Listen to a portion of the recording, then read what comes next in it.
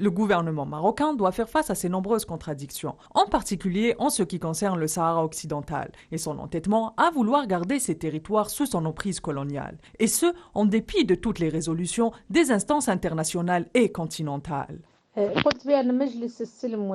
Le Conseil de la paix et de la sécurité l'année passée a tenu une audience sur le dossier du Sahara occidental en présence du Maroc et le Conseil a pris des décisions pour trouver une issue à la cause sahraoui. Comment le Maroc va-t-il traiter une question qu'il renie en dehors du continent? C'est la contradiction qui caractérise la diplomatie marocaine.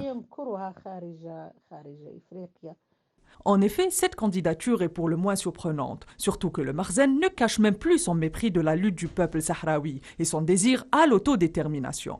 Pire encore, les exactions commises par le gouvernement marocain à l'encontre du peuple sahraoui et l'intégrité physique des membres du Polisario ne peuvent plus être cachées, même si le Makhzen veut en faire un secret de polichinelle. D'ailleurs, depuis près d'un an, le gouvernement marocain a été source de conflits dans la région, en rompant les accords de paix signés avec le Front Polisario en 1991, traînant ainsi les deux parties dans une guerre sans merci et gardant la région sous tension permanente.